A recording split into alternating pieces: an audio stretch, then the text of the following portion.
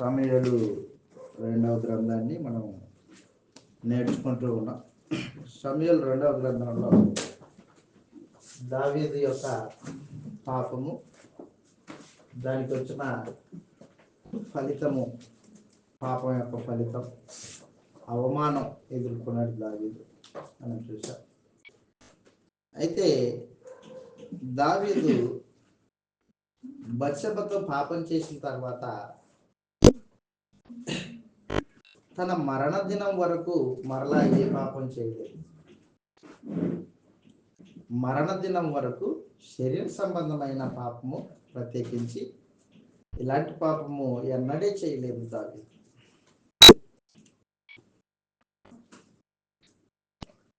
అబ్షలోము రాజ్యాధికారం కోసం దావీదును తరిమాడు.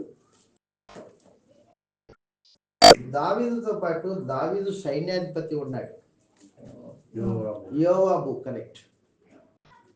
దావీదు సైన్యాధిపతి యోవాబు అబ్షలోముని, వాస్తవానికి అబ్షలోము జుట్టు సంవత్సరానికి ఒకసారి కట్ చేయించుకుంటాడు. సంవత్సరానికి ఒకసారి కటింగ్ జుట్టుకి. ఎవరు? అబ్షలోము. ఆ జుట్టుని బట్టి అతిశయించేవాడు అనొచ్చు. తన అందము, ఆ మాటకు వస్తే అందగాడు అబ్షలోము. అందాన్ని చూచి, ఆ తర్వాత అతని జుట్టును చూచి అతనికే అతని మీద బాగా గర్వం ఉండేది మంచిగా. ఈ అబ్షలోము జుట్టు దావీదుతో యుద్ధం చేయడానికి అబ్షలోము మనుషుల్ని వెంటేసుకొని పోతాడు. ఆ యుద్ధంలో ఒక చెట్టుకి ఆ జుట్టు తగులుకుంటుంది. ఊరేసినట్టుగా అతను వేలబడి ఉంటాడు జుట్టుకి.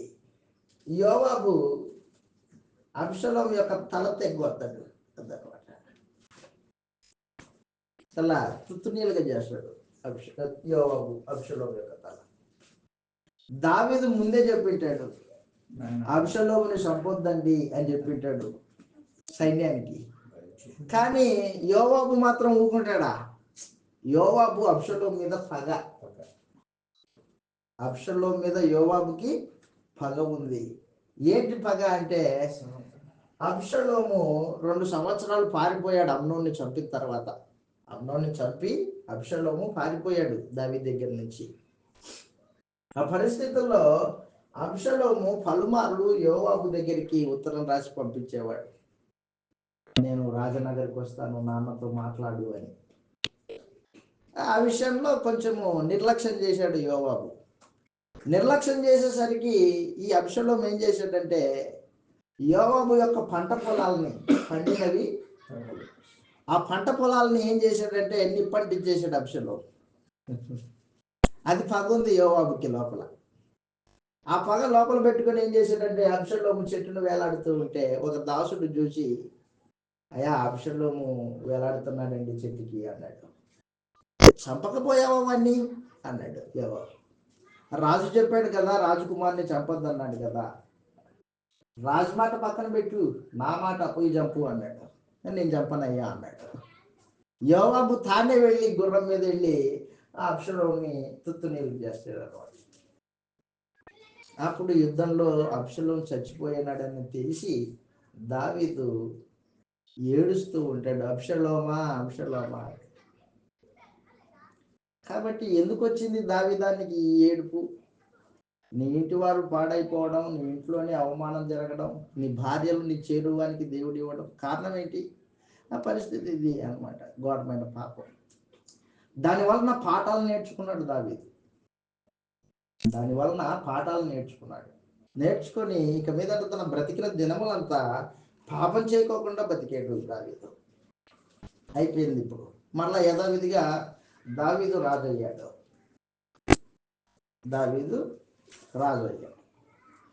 రాజు అయిన తర్వాత పరిస్థితులన్నీ చక్కదిద్దబడ్డాయి. శత్రువు ఎవరు లేరు. ఈ పరిస్థితుల్లో దావీదు ఏం చేశాడంటే, ఒక రోజున సైన్యాధిపతి అయిన యోవాబుని పిలిచి, యోవాబు, ఇశ్రాయేల్ దేశం యొక్క జనాభా, సైన్య బలం ఎంతో అంత లెక్కగట్టి నాకు చెప్పు అన్నాడు. అది దేవునికి విరుద్ధమైన కార్యక్రమం అన్నమాట. చదువుతాం. ఇలాగ రాయబడింది. సమూయేలు మొదటి గ్రంథము, రెండవ గ్రంథం, సమూయేలు రెండవ గ్రంథము 24వ అధ్యాయంలో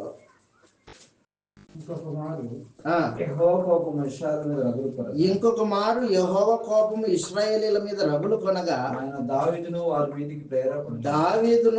వారి మీదికి ప్రేరేపణ చేసి యోధా వారిని లెక్కించమని అతనికి ఆజ్ఞ ఇచ్చాను. అందుకు రాజు సైన్యాధిపతి అయిన యోవాబును పిలిచి జనసంఖ్య ఎంత అయినది నాకు తెలియజేయగలందులకై నాకు తెలియజేయబడుటకై దాను మొదలుకొని బెయేర్షెబా వరకు ఇశ్రాయేలు గోత్రంలో సంచారం చేసి వారిని లెక్కించుమని ఆజ్ఞేయగా యోవాబు జనుల సంఖ్య ఎంత ఉన్నను రాజా రాజు నువ్వు బ్రతికి ఉండగానే దాన్ని నూరంతలుగా చేస్తాడు రాజా. ఆ ఆలోచన నీకెందుకు, మానుకో అన్నాడు. రాజు వాస్తవానికి ఎలా పుట్టినాను ఇశ్రాయేలీయుల లెక్క ఆకాశపు నక్షత్రాలంతా చేస్తానని దేవుడు అబ్రహాంతో మాట ఇచ్చాడు. లెక్క కట్టకూడదు వాస్తవానికి. అందుకే సైన్య బలం లెక్క ఉంది కానీ ఇశ్రాయేలీయుల సంఖ్య లెక్క లేదు. కానీ ఇప్పుడు ఇశ్రాయేల్ లెక్క కట్టుకొని రమ్మన్నాడు దావీదు. పొరపాటు చేస్తున్నాడు. దేవునికి విరుద్ధమైన కార్యక్రమం అన్నమాట అది. దేవునికి విరుద్ధమైన కార్యక్రమం పూనుకున్నాడు దావీదు. చివరి పాపం ఇది దావీదు జీవితంలో చివరి పాపం. యెహోవాక దేవునికి విరోధమైన పాపం అది. అప్పుడు దేవుడు ఏం చేశాడంటే యోవాబు ద్వారా సందేశం ఇచ్చాడు. యోవాబు ద్వారా ఇచ్చాడు సందేశం. ఏమని? రాజా, ఇశ్రాయేలు సంఖ్య ఎంత అయితే నీకెందుకు, దాని గురించిన ఆలోచన ఎందుకు, ఇది దేవునికి విరోధమైన ఆలోచన అని యోవాబు చెప్పాడు. దేవుడే చెప్పించాడు వాస్తవానికి. అయినప్పటికీ దావీదు నేను రాజుని, నేను చెప్పినట్టు చెయ్యి అన్నాడు యోవాబుని. నీ సాగుకు నీవే బాధ్యుడివని యోవాబు ఏం చేశాడంటే లెక్క కట్టుకొని వెరసి తీసుకొని వస్తే దేవుని కోపము దావీదు మీద. చేయొద్దన్న పని చేశాడు దావీదు. 24వ అధ్యాయంలో మనం చదివినప్పుడు 10వ వచనం చదువుతాం. 10వ వచనంలో 24వ అధ్యాయం 10వ వచనంలో జనసంఖ్య చూసినందుకై దావీదు మనస్సు కొట్టుకొనక. దావీదు మనస్సు కొట్టుకుంది. ఎందుకు? పాపం చేశాడు అన్నమాట. దేవునికి విరోధమైన పాపం అది. జనసంఖ్య చేసినందుకై దావీదు మనస్సు కొట్టుకొనగా అతడు నేను చేసిన పని వలన గొప్ప పాపము కట్టుకుంటుని నేను ఎంతో అవివేకినై దాన్ని చేసి తిని యెహోవా నీ దాసుడైన నా దోషమును పరిహరించుము అని యెహోవాతో మనవి చేయగా ఉదయమున దావీదు లేచినప్పుడు దావీదునకు దీర్ఘదర్శి అయిన గాదును యెహోవాకు ప్రత్యక్షమై గాదుతో సందేశం ఇచ్చాడు దేవుడు. ఎవరికి? దావీదుకి. గాదు ప్రవక్త. దావీదు కూడా ప్రవక్తే. అయితే ఇప్పుడు సందేశము గాదు గారికి వచ్చింది. ఏంటి సందేశము? నువ్వు పోయి దావీదుతో ఇట్లను యెహోవా దేవుడు సెలవిచ్చినదేమనగా 3 విషయాలు చెప్తున్నాను, బాగా గుర్తు పెట్టుకో దావీదా, నువ్వు చేసిన పాపానికి. ఏంటి 3 విషయాలు? వాటిలో ఒకదాన్ని నువ్వు కోరుకున్న ఎడల నేను అది నీ మీదకి రప్పించదు. కావున గాదు దావీదు వద్దకు వచ్చి ఇట్లని సంగతి తెలియజెప్పాడు. నీవు నీ దేశమందు 7 సంవత్సరాలు కరువు ఉంటది. ఒక ఆప్షన్. 3 ఆప్షన్లు పెట్టాడు. ఒక ఆప్షన్ ఏంటి? 7 సంవత్సరాలు కరువు. నిన్ను తరుముచున్న నీ శత్రువులు ఎదుట నిలవలేక నువ్వు 3 నెలలు పారిపోవటకు 3 నెలలు శత్రువు చేతిలో ఓడిపోవడం. 3 నెలలు 3 months శత్రువు చేతిలో ఓడిపోవడం. నీ దేశమందు 3 దినములు తెగులు 3 దినాలు తెగులు. ఏం కోరుకుంటావు? యోచన చేసి నన్ను పంపిన నేను ఇవ్వాల్సిన ఉత్తరము నిశ్చయించి తెలియజెప్పమని. చేసిన పాపానికి ఇప్పుడు దేవుడు దావీదు ఎదుట పెట్టిన 3 ఆప్షన్లు. Multiple choice. 7 సంవత్సరాలు కరువు, 3 నెలలు శత్రువు చేతిలో అపజయము, 3 దినాల పాటు తెగులు వస్తుంది అని చెప్పేసి అనగానే దావీదు ఏం చేశాడంటే, అయా శత్రువుల చేతిలో పడడం కంటే, ప్రకృతి చేతిలో పడడం కంటే నీ చేతిలో పడడం మేలు అయ్యా, 3 దినాల పాటు నేను తెగులు చేత బాధింపబడడానికి ఇష్టపడుతున్నా అన్నాడు. ఇంకా అయిపోయా. దేవుడు ఏం చేశాడంటే ఒక దూతను పంపించాడు. దూతను పంపించి 3 దినాల పాటు తెగులు ముమ్మరంగా వచ్చింది. ఎంతమంది చచ్చిపోయారు తెలుసునా? లెక్క చెప్పాడు అక్కడ. అందుకు యెహోవా ఇశ్రాయేలు మీద తెగులు రప్పించగా ఆ దినం ఉదయం మొదలుకొని సమాజ పూటపు వేళ వరకు జరుగుతూ ఉండేది. చేత దాని నుండి బెయేర్షెబా వరకు 70,000 మంది మృతి పొందిరి. 70,000 మంది ఒక్క రోజే, 3 రోజులు తెగుళ్ళు 70,000 మంది చనిపోయారు. కారణం ఎవరు? దావీదు యొక్క కోరిక. 70,000 మంది చనిపోయారు. ఎన్ని అపజయాలో దావీదు జీవితంలో. 40 సంవత్సరాల జీవితం ఇది. ప్రత్యేకించి 33 సంవత్సరాల ఏలుబడి దినంలో జరిగిన కార్యక్రమాలు అన్నమాట ఇవన్నీ. ఉడుదుడుకుల మధ్యలో జీవితాన్ని కొనసాగించిన వాడు దావీదు. అయితే ఇక్కడ ఒక విషయం గుర్తుపెట్టుకో. దావీదు పాపం చేసినప్పుడు దావీదుకి ఒక స్నేహితుడు అవసరమయ్యాడు. యథార్థమైన స్నేహితుడు నీ దగ్గర ఉండాలా. నాతాను దావీదుకి యథార్థమైన స్నేహితుడు లాంటి వాడు. దావీదు చేసిన పాపాన్ని దావీదుకి అర్థమయ్యేటట్టు చెప్పాడు అన్నమాట. నీకు కూడా యథార్థంగా ఒక స్నేహితుడు అవసరం. నీ తప్పుల్ని చెప్పి నిన్ను సరిచేసేవాడు అవసరం. అలాంటి వాడు ఎవడైనా ఉన్నాడా అంటే గుర్తుపెట్టుకో, దేవుని గ్రంథం తప్ప నీకు మంచి స్నేహితుడు ఇంకోరు ఉండడు. ప్రభువైన యేసు తప్ప, మన తోటి సహోదరుడు తప్ప. సహోదరుడు మనల్ని సరిచేయడానికి శ్రాయశక్తులా పనిచేస్తాడు. మనం చేసిన అపరాధం ఏంటో గుర్తు చేసి, రే బాబు ఇది చేసావు చూడు, దిద్దుకో అంటాడు. ఆత్మ సంబంధి అయితే, శరీర సంబంధి అయితే ఏం చేస్తాడు? అదేం కాదులే అంటాడు. ఆ రోజున దావీదుకి నాతాను మంచి స్నేహితుడై ఉన్నాడు. తర్వాత దావీదు చేసిన తప్పుకి 3 ఆప్షన్లు, దాంట్లో 70,000 మంది చనిపోయారు. ఆ తర్వాత జరిగిన కార్యక్రమము రాజులు మొదటి గ్రంథము మొదటి 2 అధ్యాయాల్లో మాట్లాడుతూ ఉంటాడు. రాజులు మొదటి గ్రంథం మొదటి 2 అధ్యాయాల్లో ఆ దినాల్లో ఏం జరిగిందంటే, దావీదు యొక్క మరొక కుమారుడు అదోని అనేవాడు. అదోనియా అన్న రాజు యొక్క కుమారుడు అన్నమాట. రాజు వృద్ధాప్యానికి వచ్చాడు, ముసలివాడు అయిపోయాడు, మంచం మీద ఉన్నాడు, కదలలేని పరిస్థితి. అలాంటి పరిస్థితుల్లో ఈ అదోనియా అనేవాడు ఏం చేశాడంటే, మనుషుల్ని గుమ్మిగూర్చుకొని నేనే రాజుని అని ప్రకటించుకోవడం మొదలుపెట్టాడు. అయితే దావీదు యొక్క మనసులో ముందు నుంచి సొలొమోన్ని రాజుగా చేయాలని ఆలోచన. బత్షెబాకి మాట ఇచ్చాడు. బత్షెబా, నీ కుమారుడైన సొలొమోన్ని నా తర్వాత రాజుగా చేస్తానని రాజు మాట ఇచ్చాడు అన్నమాట. ఆ మాట ప్రకారంగా ఇప్పుడు దావీదు వృద్ధాప్యంలో ఉన్నప్పుడు పరిస్థితులు, కదలలేని పరిస్థితులు, అదోనియా ఏం చేసిందంటే నేనే రాజునని ప్రకటించుకున్నాడు. ప్రకటించుకుంటే బత్షెబా రాజు దగ్గరికి వెళ్ళి, అయ్యా అదోనియాని నువ్వు రాజుగా నియమించావా? సొలొమోన్ని రాజు చేస్తానని మాట ఇచ్చావే. వెంటనే పక్కనే నాతాను అనే ఆయన ఉన్నాడు. నాతాను వచ్చి బత్షెబాకి తోడుగా నిలబడ్డాడు.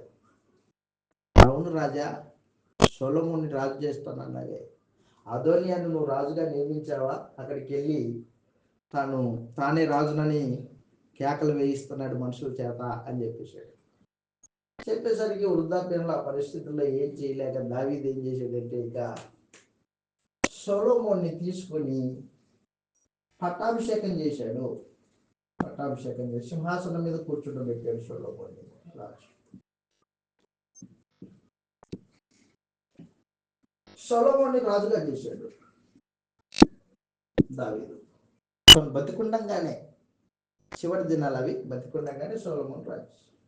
సొలొమోన్ని రాజు చేసిన తర్వాత దావీదు తన జీవితంలో నేర్చుకున్న పాఠాలు ఉన్నాయే, ఆ పాఠాలన్నీ సొలొమోన్ని దగ్గర కూర్చోబెట్టుకొని, నాయన సొలొమోనా, యెహోవా దేవుణ్ణి విడిచిపెట్టొద్దు, ఆయన నీ మార్గంలో కాపాడువాడై ఉన్నాడు, నా జీవితంలో ఆయన ఎన్నిసార్లు తోడుగా ఉన్నాడో, ఆయన వలన నేను ఎంత విజయం పొందానో అదంతా నీకు చెప్తానని కూర్చోబెట్టుకుని పరిస్థితులన్నీ చెప్పి, నువ్వు రాజ్య పరిపాలన చేసేటప్పుడు ధర్మశాస్త్రాన్ని బట్టి, యెహోవా ఆజ్ఞలను బట్టి నువ్వు నడుచుకో నాయన, నీకు ఇష్టం వచ్చినట్లు ప్రవర్తించొద్దు, ఆయన దేవుని ఎదుట నువ్వు జాగ్రత్త సుమ, దేవునికి ఒక మందిరం కట్టాలి అని ఆ పరిస్థితులన్నీ చెప్పుకుంటూ వచ్చాడు దావీదు సొలొమోనుకి. వృద్ధాప్యంలో సొలొమోను ప్రత్యేకించి దావీదు సొలొమోనుకి దేవుని సంగతుల్ని వివరించడం జరిగింది. మధ్య వయసులో ఉన్నప్పుడేమో యుద్ధాలని, రాజ్యం అని పరుగులెత్తితివి దావీదా, ఇప్పుడు వృద్ధాప్యానికి రాగానే కొడుకును కూర్చోబెట్టుకొని సత్వ తగ్గిపోయింది. ఇప్పుడు మనిషి చేసిన పాపాలన్నీ జ్ఞాపకమే దావీదుకి, దానివల్ల వచ్చిన శిక్షలన్నీ జ్ఞాపకం లేకుండా ఎక్కడ పోతాయి. కాబట్టి సొలొమోను కూర్చోబెట్టి చెప్తున్నాడు అనమాట, నాయన యెహోవా ఆజ్ఞని అనుసరించు, ఆయన ధర్మశాస్త్రాన్ని అనుసరించు, ఆయన కట్టడం నుండి నువ్వు కుడికి కానీ ఎడమకి కానీ తొలగిపోవద్దు నాయన అని చెప్తున్నాడు. చదువుతాం, ఇలాగ రాయబడింది రాజులు మొదటి గ్రంథము 2వ అధ్యాయం 1వ వచనంలో, దావీదు యొక్క ముగింపు కాలం అన్నమాట ఇది. దావీదు మరణకాలమందు, దానికి ముందు ఈ మాట చూసి ముందుకెళ్దాం. మొదటి రాజులు 1వ అధ్యాయము 34వ వచనం. యాజకుడైన సాదోకును ప్రవక్త అయిన నాతానును అక్కడ ఇశ్రాయేలు మీద రాజుగా అతనికి పట్టాభిషేకం అదనమాట. సొలొమోన్ని రాజుగా పట్టాభిషేకం చేసిన తర్వాత మీరు బాగానాదం చేసి రాజైన సొలొమోను చిరంజీవులుగా చేయవలెనని ఇశ్రాయేలు వారి మీదను యూదా వారి మీదను నేను అతన్ని అధికారిగా నియమించున్నాను గనుక పిమ్మట మీరు యెరూషలేమునకు అతని వెంట రాగా అతడు నా సింహాసనం మీద ఆసీనుడి నాకు ప్రతిగా రాజునని సెలవిచ్చాడు. అదనమాట. కాబట్టి ఇప్పుడు సింహాసనం ఎవరికి వచ్చింది? సొలొమోనుకి వచ్చింది. కాబట్టి రాజు అయిన సొలొమోన్ని కూర్చోబెట్టుకొని 2వ అధ్యాయం 1వ వచనంలో సందేశం ఇస్తున్నాడు.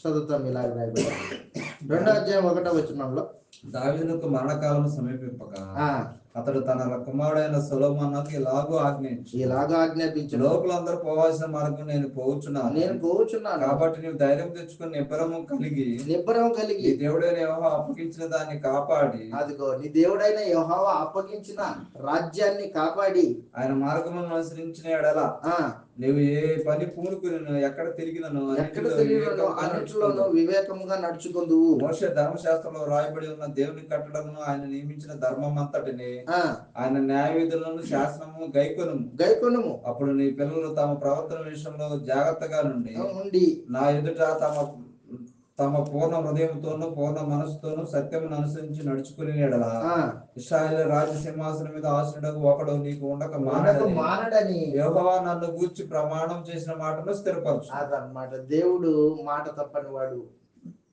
స్థిరపరుస్తాడు. కాబట్టి నువ్వేం చేస్తావంటే ఆయన ఆజ్ఞలను అనుసరించి నడుచుకో, నీ తర్వాత నీ సంతానానికి రాజ్యాన్ని ఇస్తాడు.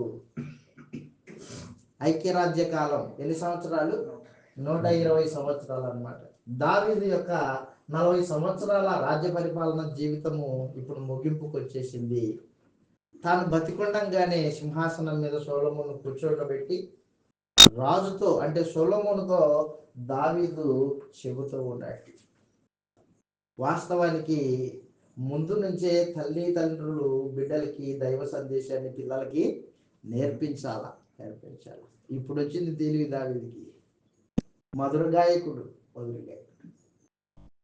కాబట్టి తన జీవితంలో ఎన్ని అపజయాలు ఎదుర్కొన్నాడో, ఎన్ని విజయాలు ఎదుర్కొన్నాడో అవన్నిటిని మనం చూస్తున్నప్పుడు దావీదు యొక్క జీవితము ఒక అద్భుతం.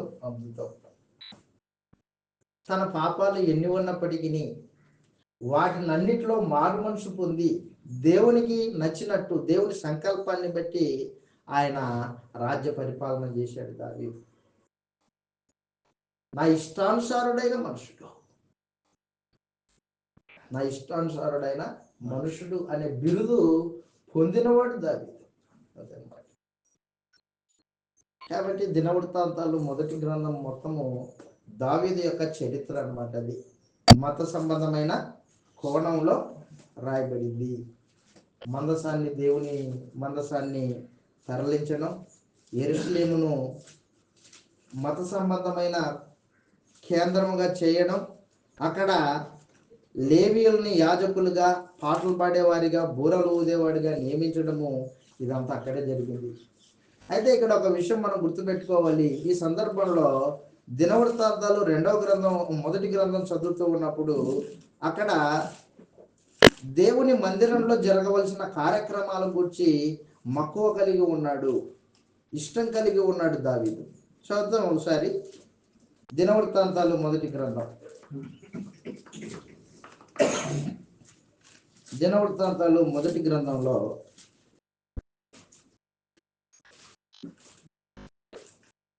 మందిరానికి సంబంధించిన ఏర్పాట్లు చేస్తూ ఉన్నాడు. మందిరానికి కావలసిన ధనము, వెండి, బంగారాలన్నీ సమకూర్చుతున్నాడు.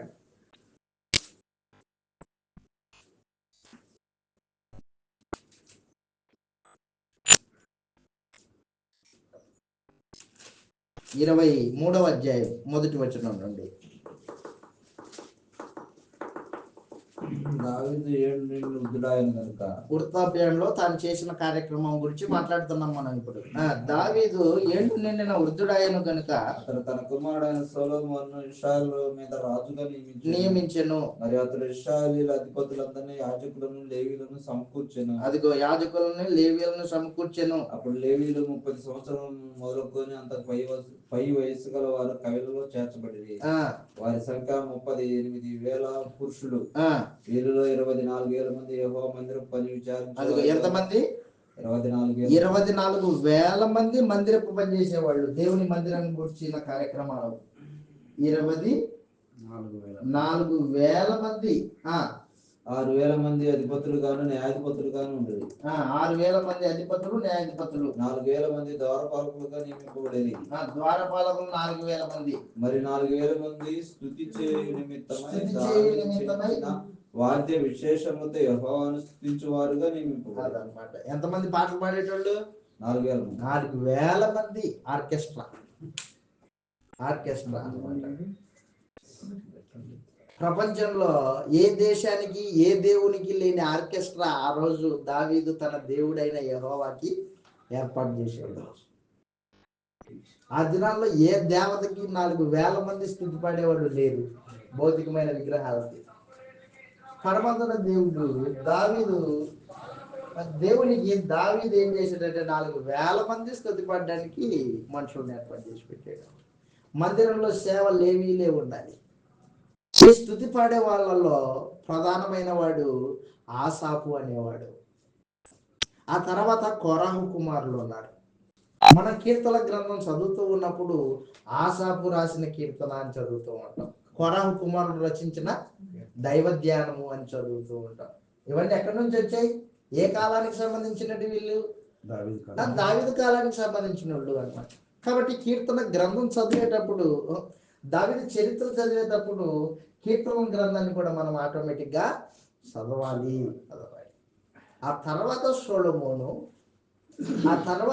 సొలొమోను కాలంలో జరిగిన పరిస్థితులు, ప్రసంగి, పరమగీతములు, సొలొమోనుకు సంబంధించినవి, సామెతలు.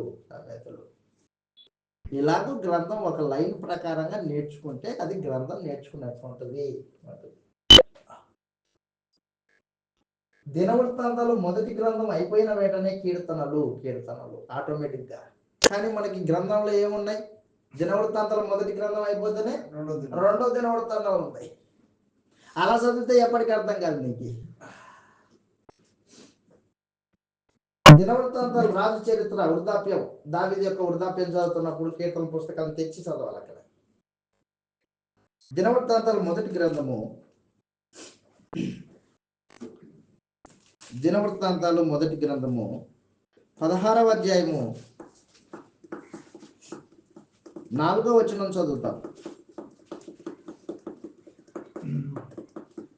మరియు అతడు యెహోవా మందసము ఎదుట సేవ చేయుచు ప్రసిద్ధి చేయుటకును వందించుటకును ఆయనకు స్తోత్రం చెల్లించుటకును లేవీయులలో కొందరిని నియమించెను.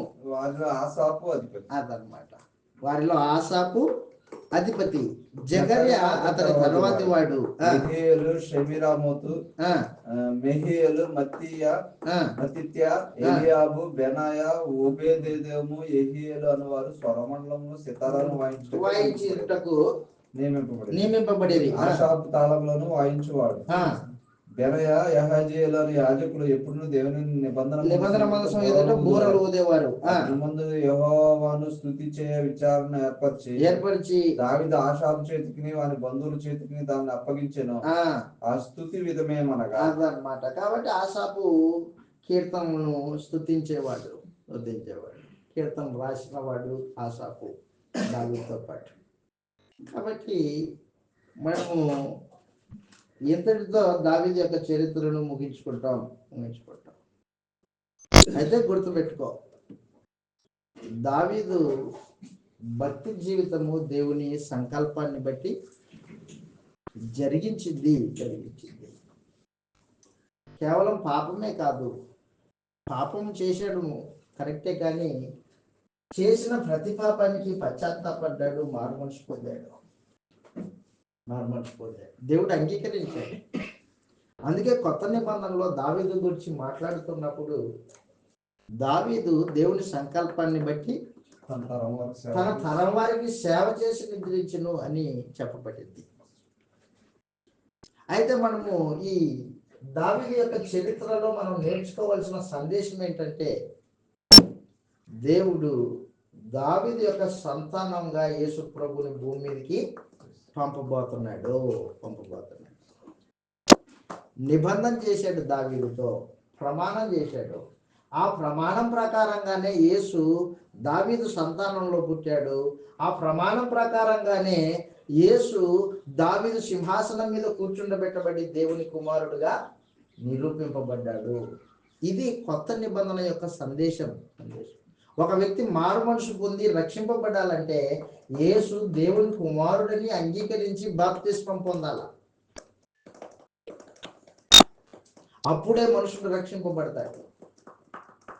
అపోస్తలుల యొక్క బోధ చదువుతాం. ఇలాగ రాయబడింది గ్రంథంలో, రోమీయులకు రాసిన పత్రిక 1వ అధ్యాయం 4వ వచనంలో ఈ మాట చదువుతాం. రోమీయులకు రాసిన పత్రిక 1వ అధ్యాయం 4వ వచనంలో 2-7 వచనాలు కలిసి ఉంటాయి.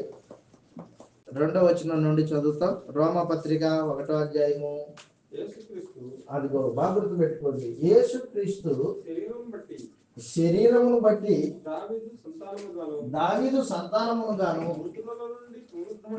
మృతులలో నుండి పునరుత్థానుడైనందున ఆత్మను బట్టి దేవుని కుమారుడు గాను ప్రభావంతో నిరూపించబడెను. అదనమాట. శరీరాన్ని బట్టి దావీదు సంతానం క్రీస్తు, శరీరాన్ని బట్టి దావీదు సంతానం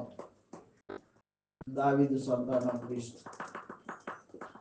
పరిశుద్ధమైన ఆత్మను బట్టి, పాపం లేని ఆత్మ అన్నమాట, పరిశుద్ధమైన ఆత్మను బట్టి మృతులలో నుండి లేపబడిన దాన్ని బట్టి దేవుని కుమారుడని ప్రభావంతో నిరూపింపబడిను.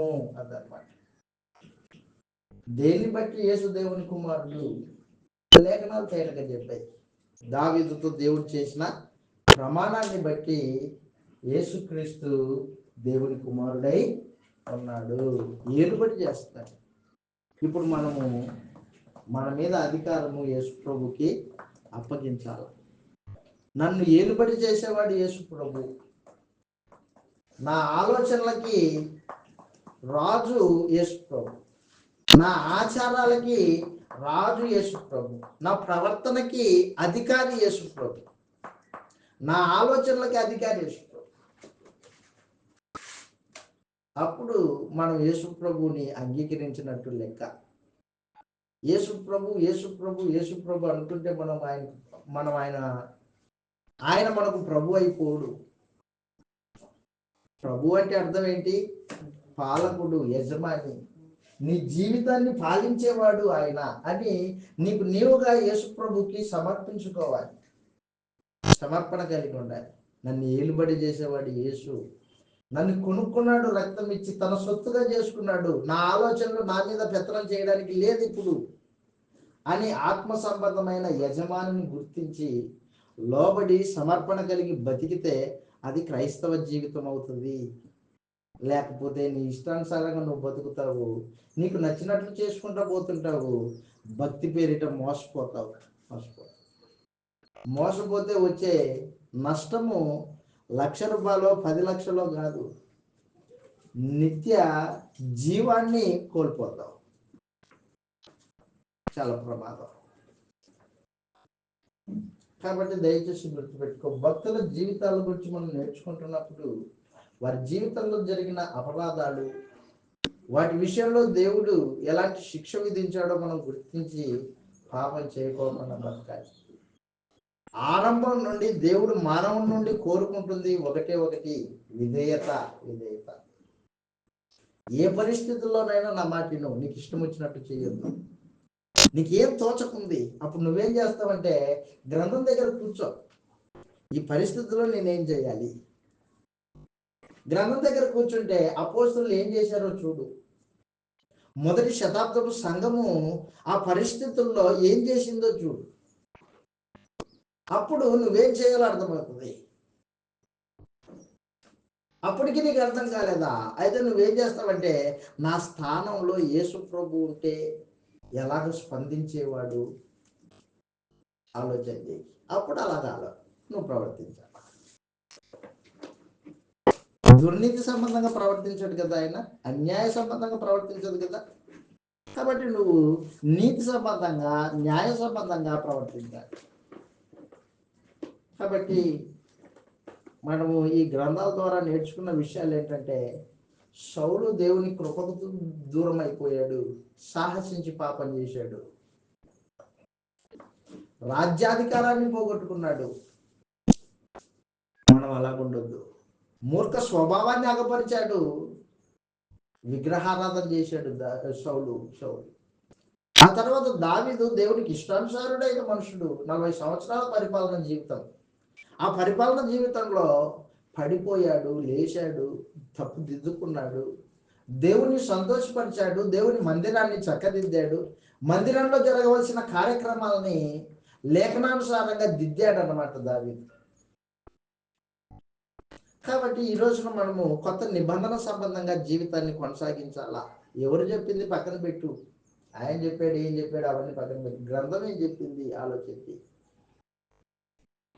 గ్రంథం ఏం చెప్పిందో మనం ఆలోచన చేయడానికి పూనుకుంటే దేవుడు సజావుగా మనల్ని నడిపిస్తాడు, నిత్య జీవానికి నడిపిస్తాడు. అయితే ఒకటి మనలో ఉండకూడదు, దురాశ ఉండకూడదు. అది ధనం మీద దురాశ అయినా, లేకపోతే లోక శరీర సంబంధమైన దురాశలైనా, లోక సంబంధమైన దురాశనైనా, అది దేవునికి వ్యతిరేకమైనదే. నీ ఆత్మను చంపుతుంది.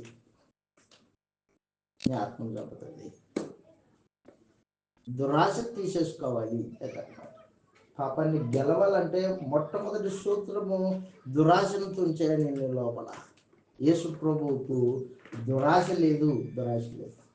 పాపాన్ని జయించాడు మన ప్రభు.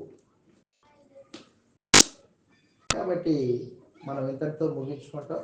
మనం నేర్చుకున్నది ఈ రోజున సమూయేలు, ఈ 2 రోజుల్లో సమూయేలు మొదటి గ్రంథం, సమూయేలు 2వ గ్రంథము, దినవృత్తాంతాలు మొదటి గ్రంథము, కీర్తనల్లో కొంత భాగము. ముగించుకుంటాం. మీరు ఇంటికి వెళ్ళిన తర్వాత మీరు ఏం చేస్తారంటే, దావీదు చేసిన పాపాలు కాపాడి ఆ పాపాల విషయంలో దేవుడు ఏ విధంగా స్పందించాడు, దేవుని యొక్క స్పందన, చేసిన పాపానికి దేవుడు ఎలా స్పందించాడు, సొలొమోను చేసిన పాపానికి దేవుడు ఎలా స్పందించాడు, దావీదు చేసిన పాపానికి దేవుడు ఎలా స్పందించాడు. పక్షపాతం లేనివాడు దేవుడు. సౌలు విషయంలో ఏం స్పందించాడో దావీదు విషయంలో కూడా అదే స్పందించాడు. అయితే సౌలు మారు మనసు పొందుకోకుండా జీవితాన్ని ముగించుకున్నాడు. దావీదు చేసిన ప్రతిసారి మారు మనసు పొంది ఆ తప్పు తన జీవితంలో జరగకోకుండా చూసుకున్నాడు. అది వ్యత్యాసం దావీదుకి సౌలుకి. కాబట్టి ఆ రీతిగా మీరు గ్రంథాన్ని చదివితే మీకు అర్థమవుతుంది. అయితే మరొక మాట గుర్తుపెట్టుకోండి, సమూయేలు 2వ గ్రంథము దావీదు యొక్క రాజకీయ కోణంలో రాయబడింది. దినవృత్తాంతాలు 1వ గ్రంథము దావీదు యొక్క జీవితాన్ని మత కోణంలో చూపించాడు, భక్తి కోణంలో చూపించాడు. అదనమాట కోణం గుర్తుపెట్టుకోవాలి. దావీదుతో దేవుడు చేసిన ప్రమాణం ప్రాముఖ్యమైంది. సమూయేలు 2వ గ్రంథం 7వ అధ్యాయము ప్రాముఖ్యమైన అధ్యాయం. అది మర్చిపోవద్దు. మరలా వచ్చినప్పుడు సంగతులు మనం ఆలోచన చేస్తాం. ఓపికగా విన్న మీ అందరికీ ప్రభు నామమున వందనములు తెలియజేస్తూ ముగించుకుంటున్నాం, ప్రార్థన చేస్తాం. కరుణా సంపన్నుడు వద్దు మా ప్రియ తండ్రి, పరిశుద్ధుడు అయిన మా దేవ, మహా ప్రేమ కలిగిన తండ్రి, మీ కృతజ్ఞతలు స్తోత్రములు. జగత్తు పునాది వేయబడక మునిపే క్రీస్తులో మమ్మల్ని ప్రేమించారు. స్తోత్రములు తండ్రి. నాయన, మా అపరాధముల కొరకు, పాపముల కొరకు మీ ప్రియ కుమారుడైన క్రీస్తు యేసును బలి అర్పించారు. మీకు స్తోత్రములు తండ్రి. మా ప్రభు యొక్క నిర్దోషమైన రక్తం చేత మా పాపములకు ప్రాయచిత్తం చేశారు. నాయన, మీకు కృతజ్ఞతలు తండ్రి. మీరు మా కొరకు దాచిపెట్టిన పరలోకపు స్వాస్థ్యాన్ని బట్టి మీకు స్తోత్రములు నాయన. మేము బ్రతికినంత కాలం కొత్త నిబంధనకు అనుకూలమైనగా భక్తి చేయగలుగునట్లు సహాయం అనుగ్రహించండి నాయన. మా సొంత ఆలోచనలు, మా సొంత మార్గాల గుండా మేము వెళ్ళి నాయన మీకు విరోధులు కాకుండా తండ్రి, మీ మార్గాల విషయమై మేము ఎల్లప్పుడూ బోధింపబడుతూ నాయన మీ కుమారుడైన క్రీస్తు యేసును ఎల్లప్పుడూ మా అంతరంగంలో రాజుగా ప్రతిష్ఠ చేసుకొని అన్ని విషయాల్లో మా ప్రభువుకు లోబడి బ్రతకడానికి సహాయం అనుగ్రహించండి నాయన. కుటుంబాలుగా మీ సముఖంలో మేము నిలబడగలుగునట్లు సహాయం అనుగ్రహించండి తండ్రి. మా అజ్ఞానకృతములు, మా పాపములు, మా అవిధేయతలు నాయన మాకు తెలిసే ఉన్నవి తండ్రి. దయతో మమ్మల్ని కనికరించండి. మీకు విరోధంగా చేసిన మా అపరాధములను అన్నింటినీ క్షమించండి నాయన.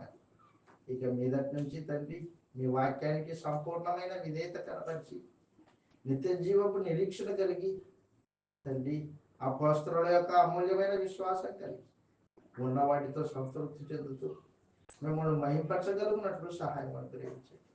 మీ కుమారుడైన క్రీస్తు యేసును ప్రకటించుట్లో కావలసిన జ్ఞానం దయచేయవాలని ప్రార్థిస్తూ ఉన్నాం తండ్రి నాయన. మీ గ్రంథంగా అర్థం చేసుకుంటూ నాయన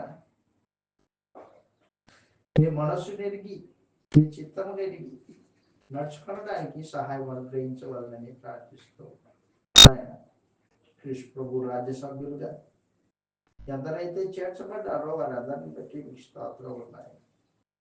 రాజ్యంలో ప్రవేశించిన వారు నమ్మకస్తులై నాయన మా ప్రభు మా కోసం ప్రాణం పెట్టాడు, మేము ఆయన కోసం బతకాలి అనే భావన కలిగి తండ్రి శరీరంలో ప్రాణం ఉన్నంత కాలం క్రియలు, ఆలోచనలు నాయన ఇవన్నీ జాగ్రత్తగా మేము పరిశీలన చేసుకుంటూ మీకు ఇష్టంగా బ్రతకగలిగినట్టు సహాయం అనుగ్రహించండి.